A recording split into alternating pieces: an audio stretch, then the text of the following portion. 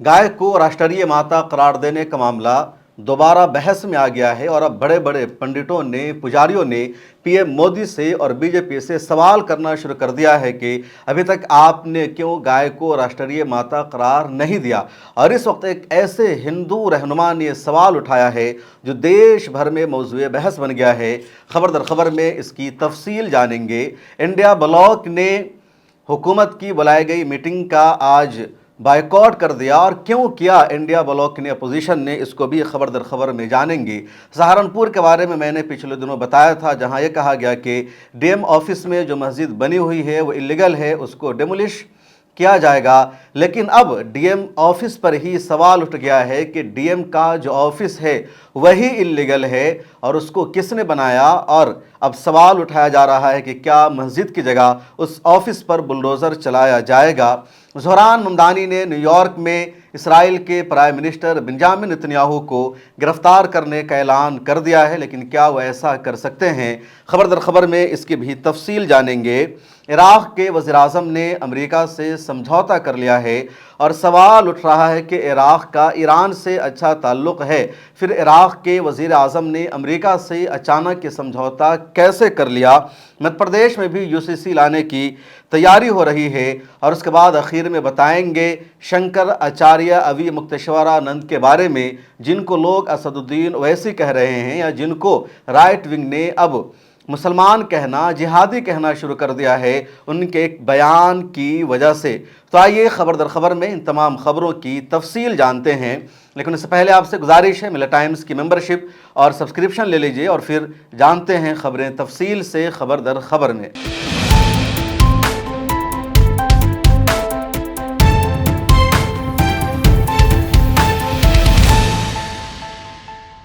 मिला टाइम्स में खुशामदीद। मैं हूं आपके साथ शम्स तबरेज़ कासमी।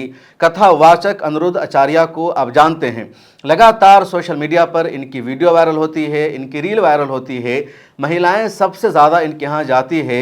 अब इनकी एक और वीडियो सोशल मीडिया पर वायरल हो रही है जिसमें देश के वज़ीर-ए-आज़म नरेंद्र मोदी को सीधे मुखातब करते हुए कह रहे हैं कि आपने सत्ता में आने से पहले कहा था कि जब हमारी सरकार आएगी तो हम गाय को राष्ट्रीय माता करार देंगे। गायों को जो काटा जाता है, जो गौ हत्या होती है देश भर में, उसको हम बंद करा देंगे। आपकी सरकार बन चुकी है, आप क्यों इस पर अमल नहीं कर रहे हैं? आप सुनिए कथावाचक अनिरुद्ध आचार्य को। हमारे देश के प्रधानमंत्री मोदी जी जब प्रधानमंत्री नहीं बने थे तब प्रधानमंत्री मोदी जी का ही मैं एक इंटरव्यू सुन रहा था। तब वो कह रहे थे कि गाय को राष्ट्रमाता बनाओ। मोदी जी खुद कह रहे थे गौ हत्या बंद करो। कब? जब वो प्रधानमंत्री नहीं थे। तो मोदी जी प्रधानमंत्री बन गए हैं। मोदी जी को कोई याद दिलाओ कि आप प्रधानमंत्री बन चुके हैं और आप गौ हत्या बंद कराइए, क्योंकि आप ही कहते थे कि गौ मांस बहुत सप्लाई होता है। अब हमसे तो रुकेगा नहीं। सप्लाई करने का लाइसेंस हम तो बना के दे नहीं रहे हैं, आप लोग बना रहे हो लाइसेंस, तो आप जनता भी नहीं बना रही है। तो लाइसेंस बांट कौन रहा है? लाइसेंस बांट ही सरकार रही है। मोदी जी प्रधानमंत्री बनने से पहले बोले थे कि गौ हत्या ना हो और गौ मांस पर रोक लगे। अब बन चुके हैं प्रधानमंत्री, तो मोदी जी को पूर्ण रूप से गाय को राष्ट्रमाता का दर्जा देना चाहिए। कल यानी 20 जुलाई से पार्लियामेंट का सेशन शुरू हो रहा है और सेशन शुरू होने से पहले बीजेपी ने ऑल पार्टी मीटिंग बुलाई। माइनॉरिटी अफेयर्स और पार्लियामेंट अफेयर्स के जो मिनिस्टर है किरण रिजिजू, उन्होंने मीटिंग बुलाई थी और तमाम अपोजिशन पार्टियों को मीटिंग में बुलाया गया था। मीटिंग जारी थी और मीटिंग के दौरान ही अपोजिशन पार्टियों ने, या कह लीजिए इंडिया ब्लॉक ने, इस मीटिंग का बायकॉट कर दिया। मीटिंग से तमाम लोग वॉकआउट कर गए, उठकर चले गए। उसके बाद बीजेपी के लोगों ने हंगामा किया और कहा कि ये मीटिंग की सदारत कर रहे लीडर की तौहीन है, ऑल पार्टी मीटिंग की तौहीन है। और ये उसूल है कि जब भी पार्लियामेंट का इजलास होता है तो इजलास से पहले ऑल पार्टी मीटिंग बुलाई जाती है। तमाम पार्टियों को एतमाद में लिया जाता है, उनको भरोसा दिलाया जाता है कि पार्लियामेंट को चलने देना है, किस किस तरह का बिल आएगा, ताकि जनता के पैसे से जो पार्लियामेंट की कार्रवाई चलती है तो जनता के लिए ज़्यादा से ज़्यादा पार्लियामेंट में काम हो सके। लेकिन अपोजिशन पार्टियों ने वॉकआउट क्यों किया, उसकी भी वजह जान लीजिए। दरअसल टीएमसी के जिन 20 एमपीज ने गद्दारी की है, बगावत की है और वो सब लोग एक तरह से बीजेपी के लिए काम कर रहे हैं, उन सबको अलग से बैठाया गया और कहा गया कि सब एनसीपीआई पार्टी के मेंबर्स है।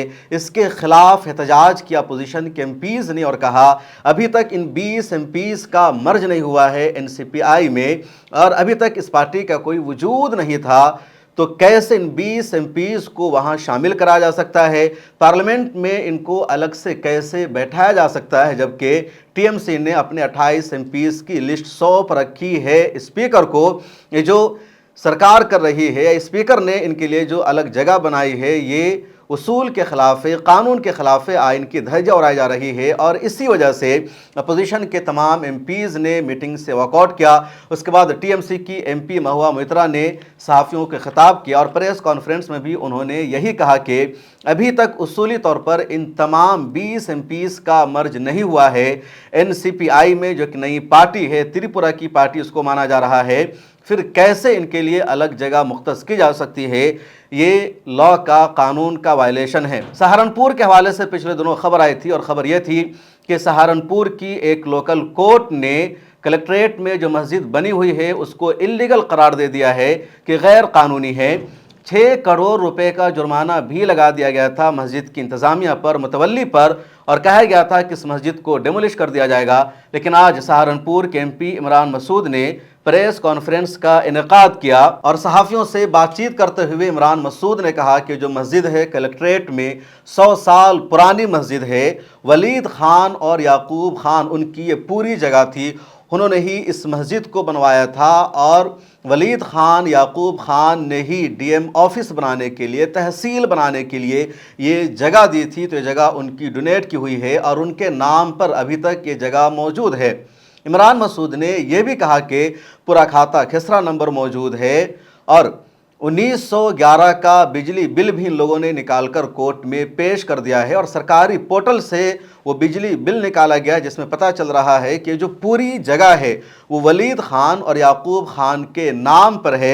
उन्होंने मस्जिद के लिए भी जगह दी थी और उन्होंने ही डीएम ऑफिस बनवाया था, यहाँ पर ये पूरा सरकारी भवन बना था। क्या कुछ इमरान मसूद ने कहा है, आप सुनिए।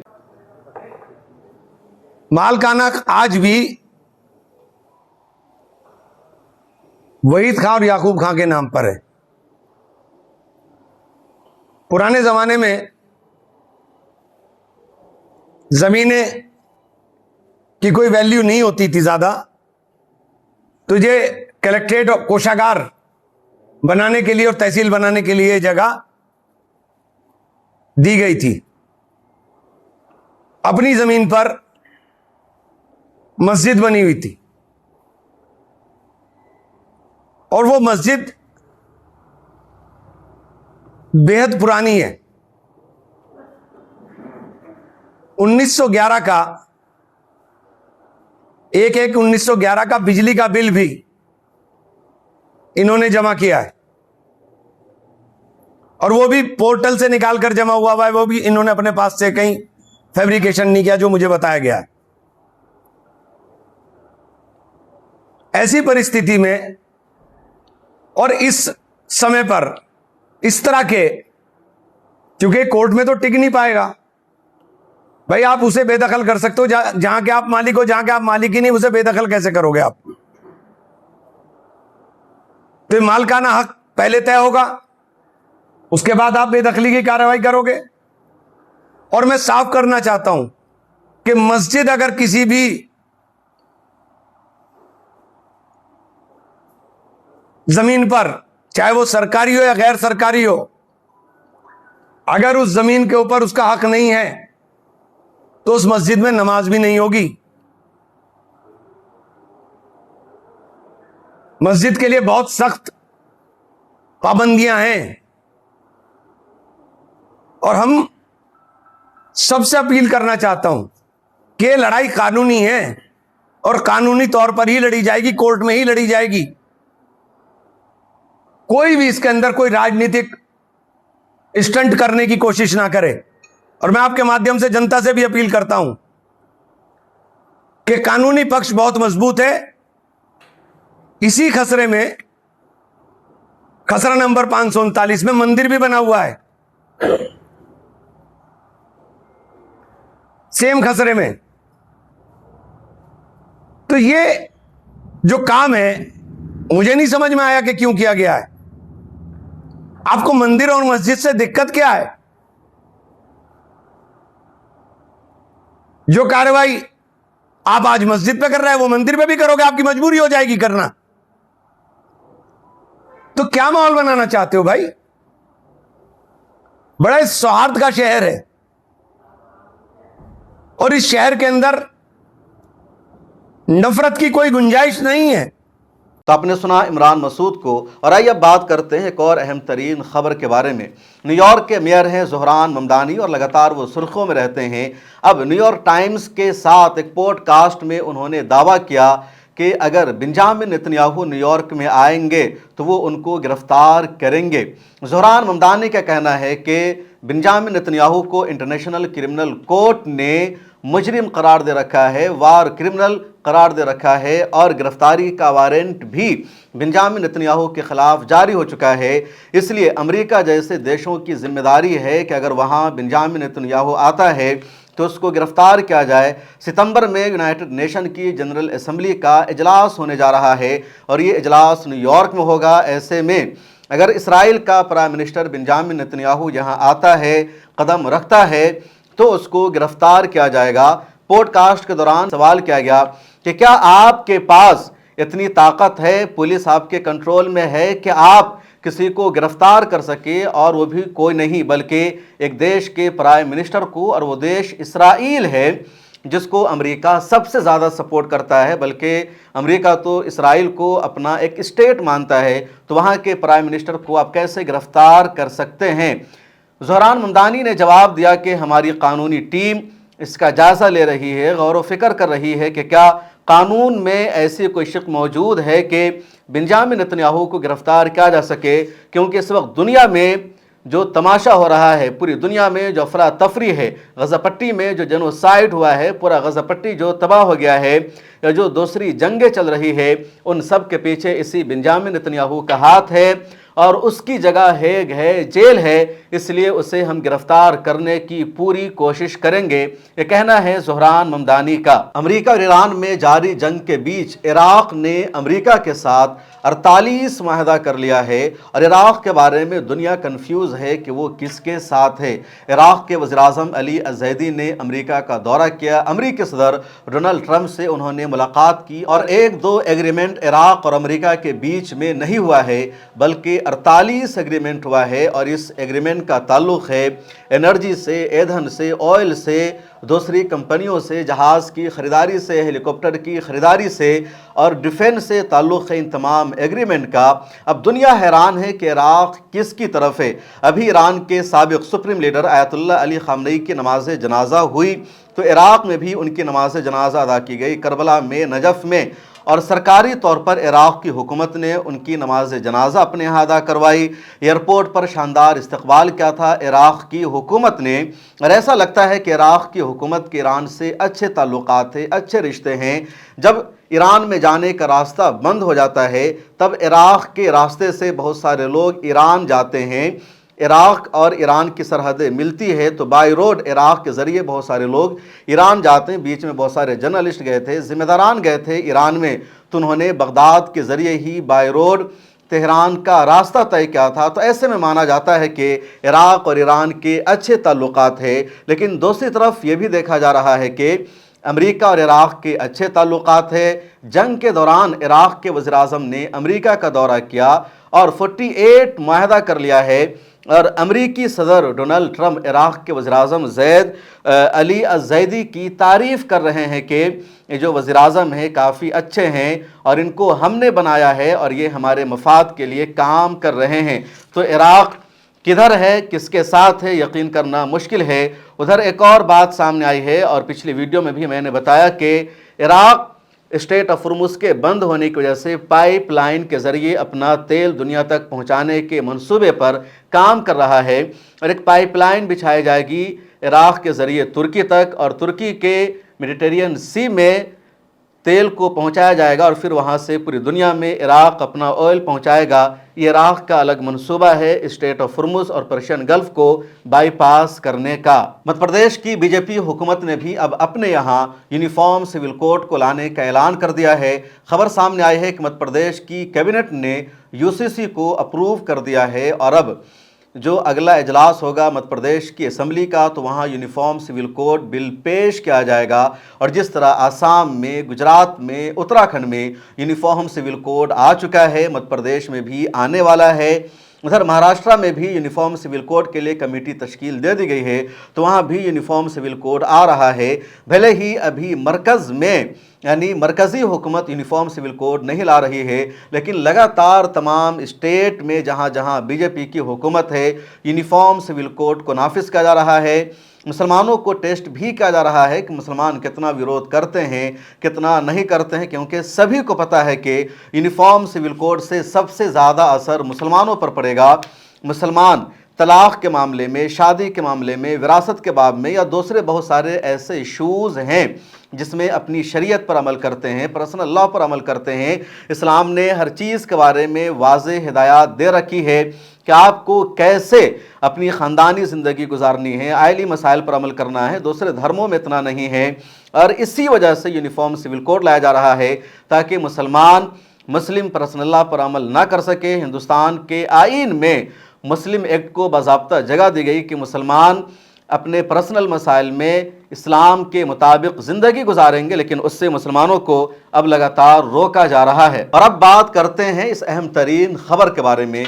इनको देखिए, यह है शंकराचार्य अवी मुक्तेश्वरानंद, हिंदू धर्म के एक अजीम तरीन रहनुमा हैं और इन्होंने आज अपने भक्तों से खिताब करते हुए कहा कि भारत माता नाम की कोई देवी देवता नहीं है, बल्कि ये आरएसएस का, संघ का अपना एक नज़रिया है, अपनी आइडियोलॉजी है। उन्होंने राम मंदिर पर कब्जा कर लिया। संघ का जो दफ्तर है यानी आरएसएस की ऑफिस में राम की कोई तस्वीर नहीं लगी हुई है, लेकिन इन लोगों ने राम पर ज़बरदस्ती कब्जा कर रखा है। और भारत माता जिसको लेकर लगातार देश में बहस चल रही है, मुसलमानों में भी इसको लेकर इख्तलाफ पाया जाता है, उसके बारे में अवी मुक्तेश्वरानंद का कहना है कि कोई देवी देवता इस नाम की नहीं है, ये संघ का अपना एजेंडा है। इनकी जो वीडियो है मैं आगे आपको सुनाने जा रहा हूं, लेकिन इस वीडियो को बहुत सारे लोग सोशल मीडिया पर शेयर कर रहे हैं और अलग अलग अंदाज का तबसरा कर रहे हैं। राइट विंगर कह रहे हैं कि शंकराचार्य मुसलमान हो चुके हैं, जिहादियों की भाषा बोल रहे हैं। एक और बहुत बड़े पंडित है जिनका नाम है आचार्य प्रमोद कृष्ण, ये पहले मुसलमानों के बीच में आते थे, नात पढ़ते थे, जमीयत के जलसे में आते थे। उन्होंने भी अवी मुक्तेश्वरानंद की इस वीडियो को ट्विटर पर शेयर करते हुए देश के प्राइम मिनिस्टर को, पीएमओ को और होम मिनिस्टर को टैग किया और लिखा कि ये तो असदुद्दीन ओवैसी की भाषा है। कुछ अलग अलग अंदाज से तबसरा किया जा रहा है, आप सुनिए अवी मुक्तेश्वरानंद को। यहाँ के एक इस समय के बहुत बड़े संत हैं, विद्वान भी हैं, उनके वाणी से लगता है कि विद्वत्ता है, अध्ययन अच्छा है। उनका हमने फोटो देखा बैठक का, कल ही रात को हमको किसी ने दिखाया। तो जहां वो उनकी बैठक है उसके पीछे दीवार है, उस दीवार में हमने देखा कि बहुत बड़ा एक काल्पनिक भारत माता का चित्र लगा है और राम जी का कोने में छोटा सा चित्र लगा है। माने अयोध्या की परिस्थिति का वर्णन इससे निकल करके आ जाता है कि आज राम जी यहाँ छोटे हो चुके हैं और कोने में जा चुके हैं और सेंट्रल पोजीशन पर वो भारत माता आ चुकी है जिसका किसी शास्त्र में कोई वर्णन नहीं है, जो केवल संघ की कल्पना है। एक विद्वान महात्मा के यहाँ की स्थिति यह है कि राम जी का फोटो तो कोने में लगा है और मुख्य बीच में बहुत बड़ा भारत माता का तिरंगा लेकर के चित्र लगा है। भारत माता नाम की न तो हमारे शास्त्र में कोई देवी है, न कोई देवता है और न इस तरह का कोई उनका स्वरूप वर्णन किया गया है। और तिरंगा तो 47 में आप लोगों ने स्वीकार किया, आज से 78 साल पहले। उसके पहले तो तिरंगा नाम का कोई हमारा झंडा ही नहीं था। और आइए अब बात करते हैं कि जंतर मंतर पर क्या चल रहा है। आज है 19 जुलाई और कल है 20 जुलाई। 20 जुलाई की ककरोच जनता पार्टी ने कॉल दे रखी है कि हमें जंतर मंतर से संसद की तरफ मार्च निकालना है। सोनम वांगचुक को उससे पहले ही वहां से उठा लिया गया। अब अभिजीत दिपके का प्रोटेस्ट जारी है, तफसील आप जानते हैं। लेकिन दिल्ली पुलिस ने परमिशन नहीं दी है। दिल्ली पुलिस ने कहा कि जंतर मंतर से संसद की तरफ मार्च करने की इजाज़त नहीं है, हमने इसकी परमिशन नहीं दी है। दूसरी तरफ जो स्टूडेंट है या जो कॉकरोच जनता पार्टी है, अभिजीत है, उनका साफ कहना है कि हम कल जंतर मंतर से पार्लियामेंट की तरफ जाएंगे, मार्च करेंगे और देश के युवा भी कह रहे हैं कि हम इस प्रोटेस्ट का हिस्सा बनेंगे, हम इस प्रोटेस्ट को ज्वाइन करेंगे। और कल मैं भी जंतर मंतर पर गया था, वहाँ से मैंने ग्राउंड रिपोर्ट की है। आपने हमारी उस रिपोर्ट को ज़रूर देखा होगा कि किस तरह जो नौजवान हैं, जो यूथ है, जो स्टूडेंट हैं, उनके अंदर गुस्सा है। अब वो अपने घरों से बाहर निकल रहे हैं। कल तक वहाँ पर चंद सौ लोग होते थे, अब हज़ारों स्टूडेंट्स जंतर मंतर पर बैठे हुए हैं। शदीद गर्मी है, कुछ देर रहना मुश्किल है। मैं वहाँ 3 घंटे कल कंटिन्यू रहा और मैंने देखा कितनी गर्मी है। इसके बावजूद वहाँ सड़क पर स्टूडेंट्स बैठे हैं, उनके पेरेंट्स बैठे हैं और वो सरकार से सवाल कर रहे हैं। कल से पहले तक जो प्रोटेस्ट था वो धर्मेंद्र प्रधान के ख़िलाफ़ था, लेकिन अब पीएम मोदी के ख़िलाफ़ है, होम मिनिस्टर के ख़िलाफ़ है, बीजेपी सरकार के ख़िलाफ़ है और अलग अलग अंदाज के नारे लगाए जा रहे हैं। एक झलक आप यहाँ पर देखिए और मेरी पूरी रिपोर्ट जो ग्राउंड से है उसे ज़रूर सुनिए। लग रहा है कि आपके घर पर बुलडोजर चलेगा?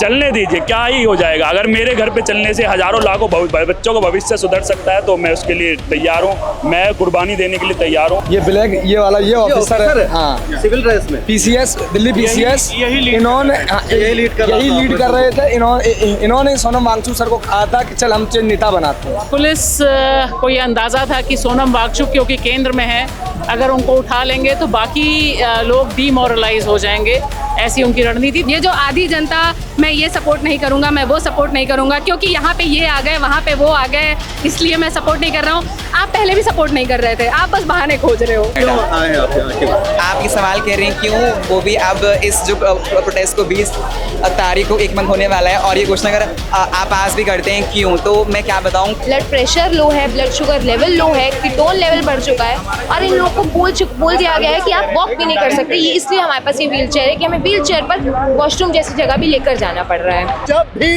ललकारता है ये सोनम, सारे मसले का हल निकलता है। नए नवेले मेरे दिल्ली पुलिस कमिश्नर अनुराग कुमार ने मोगेम्बो के दरबार में जबरदस्त हाजिरी लगाई और लोकतंत्र को पुलिस के डंडे और पैरों तले कुचलने का जो प्रयास किया। खबर में इतना ही, मुझे दीजिए इजाज़त, मिलते हैं अगले एपिसोड में। अल्लाह हाफिज़। अगर आप चाहते हैं कि मीडिया के मैदान में हमारी कोई आवाज़ बने, मिल्लत टाइम्स मजबूत हो और इसी तरह आज़ादी के साथ ये इदारा काम करता रहे, तो आपको इसकी मंथली मेंबरशिप और सब्सक्रिप्शन लेनी होगी। ज़्यादा नहीं, महीने में 99 या 299 की भी आप मेंबरशिप लेंगे, ये इदारा मजबूत बनेगा, आपकी आवाज़ को इसी तरह मिल्लत टाइम्स उठाता रहेगा।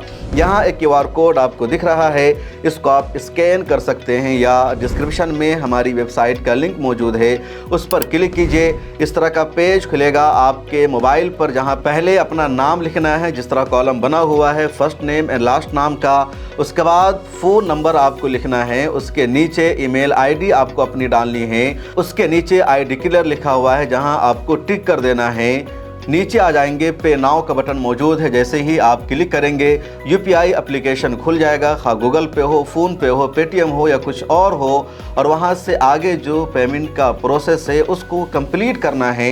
इस तरह आप मिल्लत टाइम्स के मेंबर और सब्सक्राइबर बन जाएंगे।